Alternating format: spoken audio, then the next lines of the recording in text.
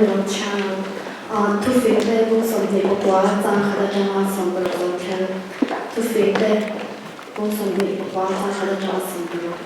sự việc phong qua ở trong không cách chụp với cái khả năng tìm lại là ôm mà tìm đến là mình làm mình sẽ là lâu cùng nhau mình để anh làm chuyện mình xóa đi rồi là anh sẽ mình để anh làm chuyện tìm ta là liền rồi rồi chọn rồi mà mình suy tham na làm chọn rồi mà chết chuyện khi nào ấy tu chọn là bao lâu là thế nào nó chỉ chọn bao tu chọn là suy nghĩ để làm chuyện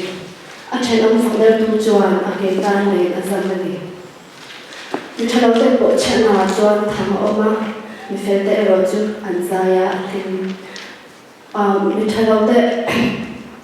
mình phải để chọn mình thấy để thu ở trên sao mình sẽ xóa rồi chọn sẽ để tu luyện người thiền na anh ấy rồi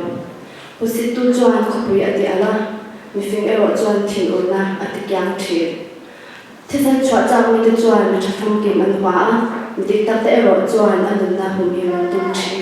mình chọn anh thiền ổn là giống giống suy thoáng mình phải rồi chọn anh thu ba anh ngồi quy chếเราเรียนตัวเองตัวถูกอะไรสังจวนชาเราสงอันชัวเรามีเรื่องไทยเนี่ยชาตัวอันอมตัวนะเล่นปันอันมีอดีตเราสังเวยยังมีเรื่องไทยได้เรื่องอมตาเราเรียนสังตัวเราจูอันนั้นชุดเราเล่นชุดเรียนจูตีเกอินาอมเตียงเลยเสียหายในอันที่ฟินะเราบางท่าทำตัวเอโรจูอันนู้นอันเทรนชีมีส่วนเราปุ่นที่อันบอกเช่นเราบอกอัปงมีเฟรเราจวนอันตรงนั้นจวนอันหลวงจะเป็นแทนการชาติเราทำมันสมบูรณ์